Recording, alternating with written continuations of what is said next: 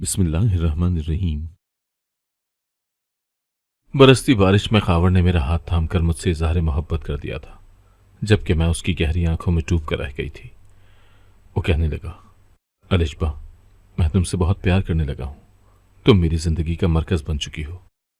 मेरी सोच तुमसे शुरू होकर तुम पर ही खत्म हो जाती है। मैं उसकी बातें सुनकर मुस्कुरा दी थी। वो जल्दी से किचन से बाहर निकल गया था। मैं कब से ये अल्फाज सुनने की मुंतजर थी और आज मेरी दिली मुराद पूरी हो गई थी। मैं मुस्कुरा रही थी, तभी मुझे कुछ जलने की बू आई थी। मैं एकदम से चौंक गई। चूल्हे की जानिब देखा तो पकौड़े भी जल चुके थे और चाय भी गिर चुकी थी। अम्मी भी जलने की बू सूंघकर किचन में आ गई थी।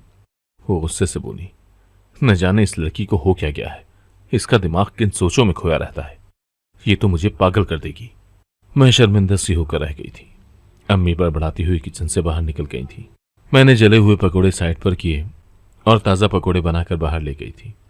अम्मी अब्बू से कहने लगी, आप जानते हैं क्या, अलिशबा ने सारे पकौड़े जला दिए। इतनी महंगाई है, फिर भी ये हर चीज़ खराब करती है। ज़रा जो शर्म हया उसमें। मैंने देखा था खावर मुंह छुपाकर हंस रहा था और उस दम मेरा जी चाह रहा था कि ज़मीन फटे और मैं उसमें समा जाऊं। इतनी सुबकी हुई कि क्या बताऊं। खावर मेरी खाला का बेटा था। वो हमारे शहर 6 माह का कोर्स करने आया था। पहले दिन से ही वो मुझे अच्छा लगने लगा था और फिर आहिस्ता आहिस्ता मेरी पसंद उसके लिए बढ़ती ही चली गई। खावर भी मेरे साथ बहुत अच्छा था। मैं रातों को उठ उठ कर सोचती थी कि क्या वो भी मुझे चाहता होगा या ये मोहब्बत एक तरफा है। और आज उसने अपने दिल की बात मुझसे कह दी थी तो मुझे भी ढारस मिल गई थी। पर अफसोस इस बात का था कि खावर का कोर्स मुकम्मल हो चुका था और अब वो हमारे घर में फ़कत एक हफ्ते का ही मेहमान था। और ये एक हफ्ता तो यूं पर लगाकर उड़ गया था कि कुछ खबर ही ना हुई। जिस दिन खावर ने वापस जाना था, मैं रोती रही थी। उसने मेरा हाथ पकड़कर कहा, अलिशबा, रोने की जरूरत नहीं है, बहुत जल्द हम दोनों एक हो जाएंगे। मैंने रोटे से लहजे में बोली, क्या खाक हम दोनों एक हो जाएंगे? आप तो मुझसे इतनी दूर जा रहे हो। खावर कहने लगा, बस तुम मेरी तरफ से एक सरप्राइज का इंतजार करना। मैंने सर हिला दिया। खावर को वापस गए हुए भी 3 दिन ही गुजरे थे कि मेरी खाला और उनकी बेटी समिया हमारे घर आ चुकी थी। मैं उनके आने के मकसद से नाआशना थी। अम्मी तो अपनी बहन की आमद पर बेइंतहा खुश थी। वो तो अपनी बहन के आगे पीछे बिछी चली जा रही थी। खाला ने आते ही अम्मी से कह दिया था कि मैं यहाँ अपनी ये गर्ज लेकर आई हूँ। अम्मी शायद कुछ कुछ समझ रही थी, इसीलिए मुस्कुरा कर बोली, बताओ बहन, तुम्हारी झोली में क्या डालूं? खाला मुस्कुरा कर बोली, अपना सबसे कीमती खजाना मेरे नाम कर दो, मुझे अपनी फरीहा दे दो। खुशी के मारे अम्मी का मुंह खुले का खुला रह गया था। अम्मी कहने लगी, आपा, मेरे लिए इससे अच्छी और क्या बात होगी कि मेरी इकलौती बेटी मेरी सगी बहन के घर चली जाए। हमें गैरों के मुंह लगना ही नहीं पड़ेगा। मैं तो दिलो जान से इस रिश्ते पर राजी हूं, क्योंकि लड़का मेरा अपना देखा भाला है। खावर हमारे घर जितने दिन भी रहा, मैंने उसमें कोई बुराई नहीं देखी। बस बात फरीहा के अब्बू की है। मैं उनसे बात करूंगी। वो जैसा कहेंगे मुझे तो वैसा करना पड़ेगा। खाला कहने लगी, तुम आराम से अपने शौहर से बात करो, मैं तो हाँ का जवाब ही लेकर जाऊंगी। फिर वैसा ही हुआ जैसा खाला ने कहा था। अम्मी ने अब्बू से बात की तो वो कहने लगे कि मुझे सोचने के लिए कुछ वक्त चाहिए। खाला कहने लगी, ले लो तुम्हें जितना भी वक्त चाहिए, बस ये सोच लो कि मैं तब तक तुम्हारे घर में ही रहूंगी। अब्बू कहने लगे, सौ बिस्मिल्लाह मेरी बहन, तुम्हारा अपना घर है। खैर 2 दिन के सोच विचार के बाद अब्बू ने भी हाँ कह दी थी। खाला ने शादी की तैयारी के लिए हमें सिर्फ 1 माह का वक्त दिया था। मैं तो 7वें आसमान पर थी। खुशी की कोई इंतहा न थी। मेरा मनपसंद शख्स मेरा जीवन साथी बनने जा रहा था और ये कोई आम बात तो नहीं थी। मैंने शादी की सारी तैयारियों में बढ़ चढ़ कर हिस्सा लिया था। वक्त पर लगा कर उठ गया था और आखिरकार वो वक्त भी आ गया जब मैं खावर की दुल्हन बनकर उसके घर रुखसत हो गई थी। मैं अपने वालिदैन को छोड़कर जा रही थी। इस बात का मुझे बेतहाशा दुख था, मगर नई जिंदगी शुरू करने की खुशी भी थी। खावर ने मेरा घूंघट उठाया तो बस ऐसा लगा था जैसे आज मेरे तमाम ख्वाब पूरे हो चुके हों। अब जिंदगी में मुझे और कुछ नहीं चाहिए। खावर एक बहुत ही अच्छा इंसान था। हम दोनों की मोहब्बत भरी जिंदगी का आगाज हो चुका था। मेरी खाला भी बहुत अच्छी थी और समिया भी। जिंदगी अच्छी गुजर रही थी। ससुर तो हयात नहीं थे, इसीलिए घर की सारी जिम्मेदारी खावर की ही थी। इसी वजह से हम हनीमून पर भी नहीं जा सके। मोहल्ले में खाला के जानने वाले बहुत से लोग थे। शादी के बाद सबने हमारी दावतें की थी। मैं बन ठन कर घर से बाहर निकलती तो तारीफों के टोकरे समेट कर लाती थी। खावर भी बहुत खुश होते कि सभी मेरी बीवी की तारीफ करते हैं, मगर मैं नहीं जानती थी कि ये तारीफें मेरी अगली ज़िंदगी के लिए अच्छी साबित नहीं होंगी। दरअसल मेरी और खावर की शादी को 1 साल हो गया था। एक दिन मैं और खावर आईने के सामने खड़े थे। वो कहने लगा, तुम बहुत हसीन हो। मैं मुस्कुराती और बोली, मुझे इस बात में किसी किस्म का कोई शक नहीं है। खावर के चेहरे के तासुरात सख्त हो गए थे।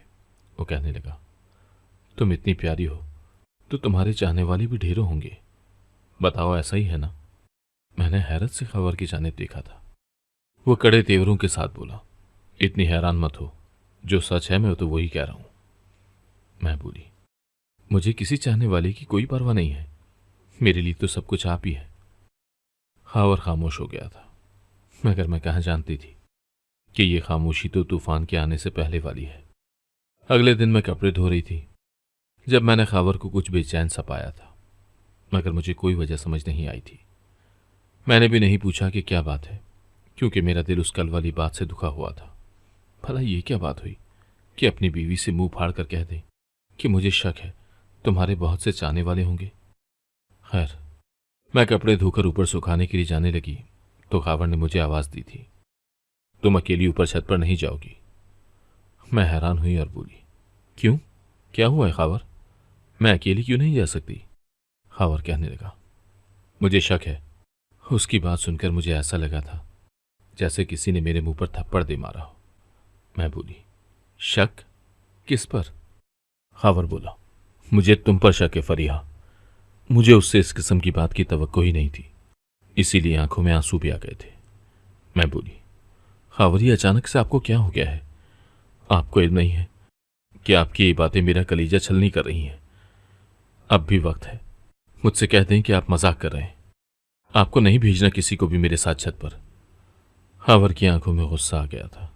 वो बोला, अगर तुम इतनी ही नेक परवीन हो तो फिर इस बात पर तुम्हें परेशान नहीं होना चाहिए कि मैं तुम्हारे साथ किसी को भेजूं या ना भेजूं। अब तो बात मेरे किरदार पर आ गई थी और शक करने वाला कोई और नहीं बल्कि मेरा अपना शौहर था। इसीलिए मैं चुप कर गई थी। मुझे नहीं देनी थी अपने किरदार की और सफाई। मैं बोली, अच्छा भेजें, जिसको भी मेरे साथ भेजना है, मेरे बहुत से काम पड़े हैं, मुझे देर हो रही है। खावर ने अपनी बहन समिया को बुलाया तो वो जल्दी से कमरे से बाहर आ गई थी। खावर कहने लगा, समिया, अपनी भाभी के साथ छत पर जाओ और इस पर गहरी नजर रखना और फिर नीचे आकर मुझे सारी गुजर बताना। मुझे उम्मीद नहीं थी कि खावर मेरी चौकीदारी का काम अपनी बहन को सौंपेगा।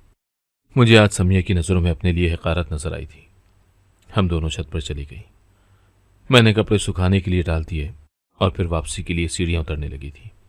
मैं बोली, समिया, अपने भाई को तफसील से बता देना कि मैंने छत पर क्या किया है, ताकि उसके दिल में किसी किस्म का कोई शक व शुबा ना रहे। वो मुस्कुराकर कहने लगी, आप बिल्कुल भी फिक्र न करें, मैं भाई को एक एक बात बता दूंगी। हम नीचे आए तो खावर बड़ी बेचैनी से पूरे सहन में टहल रहा था। उसकी यह हालत देखकर मुझे बहुत गुस्सा आया था। मैं बोली, पूछ लो अपनी बहन से मैं क्या करके आई हूं ऊपर। खावर जल्दी से समिया की जानिब बढ़ा और बोला, बताओ भाभी ने छत पर क्या किया? और इससे डरने की जरूरत नहीं है, जो सच है वो साफ साफ कह दो। समिया आगे बढ़ी और बोली, भाई, बात ऐसी है कि मुझे आपको बताते हुए भी शर्म आती है। दरअसल वो सामने वाले घर का एक लड़का छत पर खड़ा भाभी का इंतजार कर रहा था। मुझे बिल्कुल इल्म नहीं है कि उसे कैसे पता चला कि हम छत पर आ रही हैं। उसने जैसे ही भाभी को देखा तो वो बहुत खुश हो गया था और फिर जब उसकी नजर मुझ पर पड़ी तो उसने भाभी को इशारा करके पूछा कि ये कौन है। भाभी ने कहा कि बेफिक्र रहो। फिर दोनों एक दूसरे को इशारे करते रहे थे।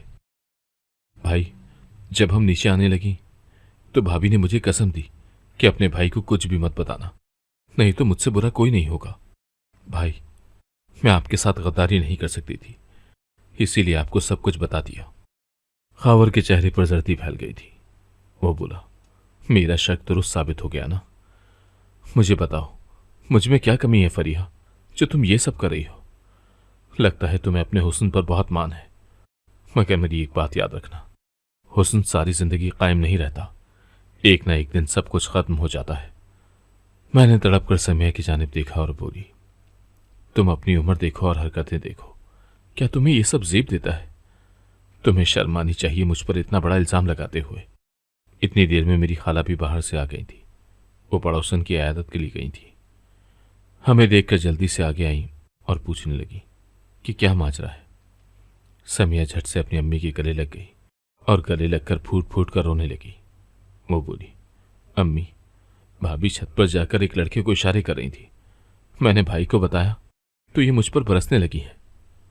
मेरी खाला कहने लगी, खावर, समिया ने जो तुमसे कहा है बिल्कुल सच कहा है। अपनी बहन की बातों पर शक मत करना।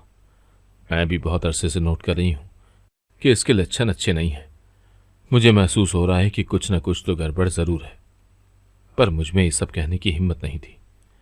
चलो अच्छा हुआ ये सब तुम्हारी बहन ने ही तुम्हें बता दिया। वो तो कम उम्र है ना, उसे तो मालूम ही नहीं कि कौन सी बात बताने वाली है और कौन सी नहीं। मैं बोली, समिया तुम कुछ तो शर्म करो, तुम कैसे मुझ पर इल्जाम लगा रही हो? फिर मैंने अपनी सास की जानिब देखा और बोली, खाला, आपसे तो मेरा बड़ा करीबी रिश्ता है, फिर आप ये सब क्यों कर रही हैं? आप तो डायन बनकर अपने ही बेटी की खुशियों को खा रही हैं। मेरी बात सुनकर खावर आगे बढ़ा और उसने मेरे मुंह पर थप्पड़ दे मारा था। वो बोला, एक तो चोरी, ऊपर से सीना जोरी। तुम मेरी मां के साथ ऐसे लहजे में आइंदा कभी बात मत करना, नहीं तो मुझसे बुरा कोई नहीं होगा। मैं रोते हुए अपने कमरे में आ गई थी। परसों तक तो मैं और खावर एक दूसरे से बेइंतहा खुश थे। हमारी जिंदगियों में सुकून ही सुकून था, मोहब्बत ही मोहब्बत थी। ये बैठे बिठाए अब क्या हो गया था? न जाने मेरे शौहर को मुझ पर कैसे शक हो गया। मैं तो एक वफादार बीवी हूं। मैंने कभी अपने शौहर के अलावा किसी की जानिब निगाह उठाकर भी नहीं देखा था। मैं सारा दिन कमरे से बाहर नहीं निकली थी, रोती रही थी। बाहर भी सुकून था, क्योंकि खावर गुस्से से घर से बाहर चला गया था। वो रात गए वापस आया था। मैं बिस्तर में लेटी रो रही थी। खावर चुपचाप आकर सोफे पर बैठ गया। तभी सहन से मेरी सास और नंद की आवाजें आने लगी थी। नंद बोली, अम्मी, आपको इल्म है क्या, भाभी बहुत से लड़कों को इशारे करती हैं। मैंने ये बात भाई के सामने नहीं की, क्योंकि वो मर्द जात हैं। भाभी को गुस्से में तलाक भी तो दे सकते थे ना। मेरी सास बोली, बिल्कुल यही बात है समिया, मुझे भी फरीहा के किरदार में झोल नजर आया था। मैं भी तुमसे तो अपने दिल की बात कर लिया करती थी, मगर खावर के सामने कभी एक जुमला भी मुंह से नहीं निकाला। मर्द जात है, गुस्से में आकर न जाने क्या कर डाले। तुम्हें तो पता ही है तुम्हारा भाई कितना गैरतमंद है। वो बदकिरदार लड़की अपने निकाह में बर्दाश्त नहीं कर सकता। उन दोनों की बातें सुनकर मैं मजीद रोने लगी थी, जबकि खावर गुस्से में था। उसने अपना सर दोनों हाथों में गिरा लिया था, जैसे वो खुद को काबू करने की कोशिश कर रहा हो। मुझे इस सारी सूरत हाल से बहुत ज्यादा खौफ आ रहा था। मेरा जी चाह रहा था कि मैं यहां से भाग जाऊं। खैर, रात हुई तो मुझे किसी ने खाने पर नहीं बुलाया था। मैं सारे दिन की भूखी थी, रात भर भी भूखी ही रही थी, जबकि खाला तो कमरे में आकर अपने बेटे का हाथ पकड़कर बाहर ले गई थी। मुझे अब सारा खेल समझ में आ गया था। मैं ये सोचकर हैरान होती थी कि यूं बैठे बिठाए भला खावर को मुझ पर शक कैसे हो गया। इसके पीछे सारा हाथ मेरी नंद और सास का था। वो यकीनन मेरी गैर मौजूदगी में यूं ही खावर को सुनाने के लिए बातें करती होंगी कि फरीहा ने ये किया तो वो किया। न जाने मेरी सगी खाला को मुझसे ऐसा क्या बैर हो गया था कि वो मेरी खुशियों से भरी जिंदगी को तबाह करने के दर पे थी। मैंने सोच लिया था कि खाला और समिया को उनके मकसद में कामयाब नहीं होने दूंगी।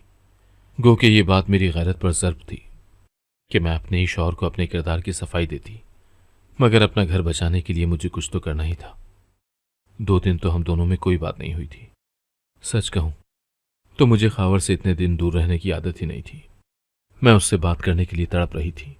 आज रात जब खावर कमरे में आया तो मैं उठकर उसके पास चली गई।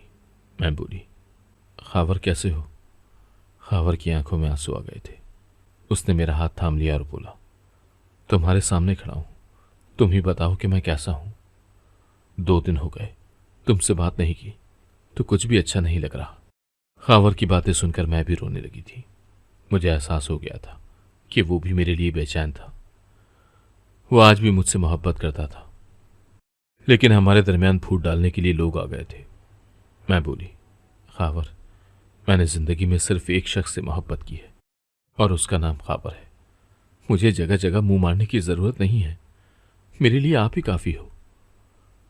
खावर ने मेरे सामने हाथ जोड़ दिया और बोला, मुझे तुम पर 100% भरोसा है। तुम एक नेक और अच्छी बीवी हो। मुझे पता नहीं क्या हो गया था जो ये सब करने लगा। तुम मुझे माफ कर दो। मुझे खावर से इस बात की तवक्को नहीं थी। मैं तो यही समझी थी कि अब बस सब कुछ खत्म हो गया है। अब ये शक हमारे दरमियान हमेशा रहेगा और ये शक हमारे रिश्ते को खोखला कर देगा, फिर आहिस्ता आहिस्ता इसे खत्म ही कर देगा। खावर कहने लगा, आज हम बाहर से डिनर करके आते हैं। मैंने हामी भर ली और अच्छा सा तैयार होकर खावर के साथ बाहर चली गई थी। हमने एक दूसरे के साथ बहुत ही अच्छा वक्त गुजारा था, प्यार मोहब्बत की बातें की थी, अच्छे दिनों को याद किया था और एक दूसरे से वादा किया था कि शक जैसी मनहूस चीज को हमारे रिश्ते के दरमियान नहीं आने देंगे। सब कुछ ठीक ठाक था। सुबह हम दोनों ने एक साथ नाश्ता किया था। खावर ऑफिस चला गया था तो मैं अपने कमरे में आ गई थी। मेरी खाला और समिया के साथ बोलचाल बिल्कुल बंद थी। मेरा तो उनको चेहरे देखने का भी दिल नहीं करता था, इसीलिए मैं सारा सारा दिन अपने कमरे में ही रहती थी, काम को भी हाथ नहीं लगाती थी। बस अपना थोड़ा बहुत काम करके कमरे में आ जाती थी। खावर 6 बजे ऑफिस से आ जाया करता था और आज 7:30 हो गए थे, मगर उसका कोई नामो निशान नहीं था। मेरा दिल घबराने लगा तो मैं अपने कमरे से बाहर आ गई। सामने का मंजर देखकर तो मेरी रूह कांप गई। खावर सोफे पर बैठा हुआ था। एक तरफ मेरी सास थी और दूसरी तरफ मेरी नंद। वो दोनों आहिस्ता आहिस्ता न जाने खावर से क्या कह रही थी। मैं उल्टे कदमों अपने कमरे में लौट आई थी। मेरा दिल बहुत तेजी से धड़क रहा था।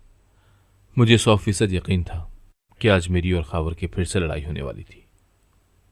8 बजे के करीब खावर कमरे में आया था। मैंने अपना लहजा नॉर्मल रखने की भरपूर कोशिश की थी और बोली, क्या बात है, आज आपको आने में इतनी देर कैसे हो गई? खावर के माथे पर बल पड़े हुए थे। वो बोला, तुम्हें अपने कमरे से निकलने की फुर्सत हो तो ये भी पता चल जाता कि मैं तो 6 बजे का घर आया हुआ हूं। खैर, मुझे बताओ, तुम कमरे में बैठकर सारा दिन क्या करती हो? अपना मोबाइल दिखाओ मुझे। खावर मेरे मोबाइल की तलाशी लेने लगा था। आज मुझे भी गुस्सा आ गया। मैं बोली, आपके कान इतने कच्चे कैसे हो सकते हैं? जो किसी ने कह दिया वही सच है बस, बीवी गलत है। खावर, आपको मुझ पर भरोसा होना चाहिए। आप तो मुझे शादी से पहले का जानते हैं। आपको इल्म है कि शादी से पहले भी मैं फकत आपको ही चाहती थी, आपके अलावा किसी पर नजर तक नहीं की। खावर तंजिया हंस दिया और बोला, इसीलिए तो तुम पर शक करता हूं। जो लड़की शादी से पहले मुझसे इश्क लड़ा सकती है, न जाने और किस किस के साथ उसने इश्क किया हो। और फिर इंसान की जो एक बार आदत बन जाती है वो छूटती नहीं है। मुझे समिया ने बताया कि आज तुम घर के दरवाजे पर खड़ी होकर किसी को इशारे कर रही थी। मैं चुप हो गई थी। अपने किरदार के बारे में कितनी सफाई देती। अब तो मेरी जिंदगी जहन्नुम से बदतर हो गई थी।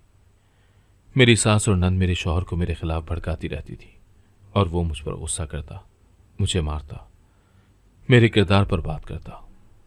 मैं ये घर छोड़कर चली जाना चाहती थी, इसीलिए अपना सामान पैक करने लगी।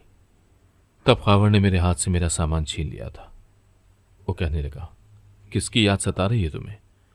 किसी पुराने आशिक ने मुलाकात के लिए बुलाया है क्या? खबरदार, जो घर से बाहर एक कदम भी रखा तो मैं तुम्हें उसी वक्त तलाक दे दूंगा। ये बात सुनकर मैं फूट फूट कर रोने लगी थी और अपना सामान मैंने वापस रख दिया था। मैंने सोच लिया था कि मैंने अब समिया के साथ दो टोक बात करनी है। मैंने उससे कहना है कि मुझे बताओ कि तुम्हारा इस सब के पीछे क्या मकसद है। अगले दिन जैसे ही खावर ऑफिस के लिए घर से बाहर निकला, मैं समिया के कमरे में आ गई थी। मुझे देखकर वह हैरान हुई और बोली, भाभी, आप यहां? मैं उसके पास बेड पर जाकर बैठ गई थी और बोली, समिया, तुम भी जानती हो कि मैं बेकसूर हूं और मुझे भी इल्म है कि तुम ये सब मेरा और खावर का रिश्ता खराब करने के लिए कर रही हो। मैं तुमसे वजह पूछने आई हूं कि तुम ये सब क्यों कर रही हो। मेरी शादी को 1 साल हो गया है।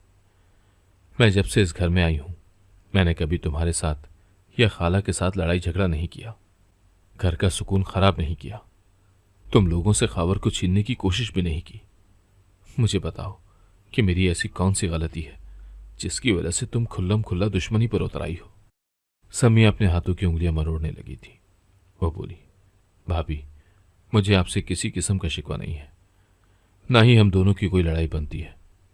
दरअसल मैं अपने पड़ोसी को पसंद करती हूँ, वो भी मुझे चाहता है, मगर मेरा रिश्ता मांगने की हिम्मत नहीं कर पा रहा। उसे भाई से बहुत डर लगता है। मुझे इल्म था कि अगर मैं आपके साथ ये सब करूंगी तो आप मुझसे वजह पूछने के लिए एक न एक दिन जरूर आएंगी। तो मैं आपसे कह दूंगी कि आप एक बार काशिफ से बात करें, उससे कहें कि मेरा शौहर तुम्हारा रिश्ता कबूल कर लेगा। तुम बस समिया का हाथ मांगने के लिए अपने वालिदैन को भेज दो। समिया की बात सुनकर तो मेरा दिल चाहा था कि इसके मुंह पर जोर से थप्पड़ मारूं, मगर चूंकि मुझे अपना घर बचाना था, इसीलिए जरूरी था कि मैं अपने जज्बात पर काबू पा लेती। मैं बोली, अच्छा, तो तुम ये सब इसलिए कर रही हो कि तुम्हें काशिफ चाहिए। मुझे ये बताओ कि तुम्हारी अम्मी मुझसे कौन सी दुश्मनी निभा रही हैं। समिया बोली, दरअसल भाभी, आपकी और भाई की शादी को 1 साल हो गया है और आपके यहाँ औलाद नहीं हुई, तो अम्मी को लगता है कि आप बांझ हैं, वह आपको तलाक दिलवाना चाहती है। मैंने तो अपना सर पकड़ लिया था कि ये सब हो क्या रहा है। समिया बोली, भाभी, मैं आपसे वादा करती हूँ कि अगर आपने मेरा काम कर दिया तो मैं भाई को सब कुछ सच सच बता दूंगी। कुरान पाक पर हाथ रखकर आपके किरदार की हकीकत उन्हें बताऊंगी। मैंने सोचा कि अपने घर को बचाने के लिए अगर मुझे ये सब करना पड़े तो भी परेशानी की बात नहीं है। मैंने समिया से काशिफ के घर का पता मांग लिया था।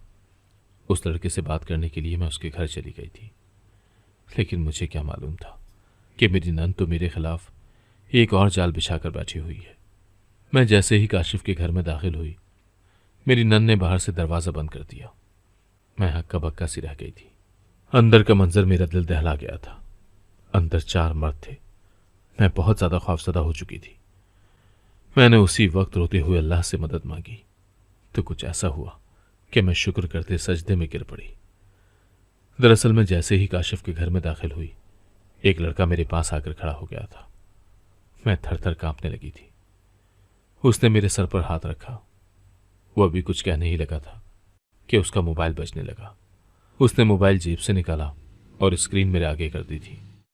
उस पर लिखा हुआ था, खावर कॉलिंग। उस लड़के ने अपने लबों पर हाथ रखकर मुझे खामोश रहने का इशारा किया था। उसने कॉल अटेंड कर ली और स्पीकर ऑन कर लिया था। खावर की आवाज़ गूंजने लगी थी। हाँ यार कामी, फरीहा पहुंच गई है क्या? बस तुम लोग ड्रामा शुरू करो, मैं अभी आकर दरवाज़ा खोल देता हूँ और उसे तलाक देकर ये सब ड्रामा ख़त्म करो। वो लड़का बोला, खावर, तुम ये सब करना क्यों चाहते हो? खावर बोला, यार लंबी कहानी है, मगर तुमसे मुझे मदद चाहिए, इसीलिए बता देता हूँ। फरीहा मेरी खाला की बेटी है। मेरा खालू एक करोड़पति इंसान है। उसकी सारी जायदाद की तनहा वारिस फरीहा ही है। तुम तो जानते ही हो, शुरू से ही हमारे घर के हालात कितने ख़राब रहे हैं। गुर्बत की वजह से मेरी बहन समिया की शादी भी नहीं हो पा रही। उसके लिए जितने भी रिश्ते आए, सब ने बहुत ज़्यादा जहेज़ मांगा। हम तो जहेज़ देने से कासिर थे, इसीलिए हर बार रिश्ते से इनकार हो जाता था। अब हम रातों रात अमीर भी तो नहीं हो सकते थे, इसीलिए अम्मी चाहती थी कि मैं फरीहा से शादी करके उसकी सारी जायदाद बटोर लूँ और यूं समिया की शादी हो जाती।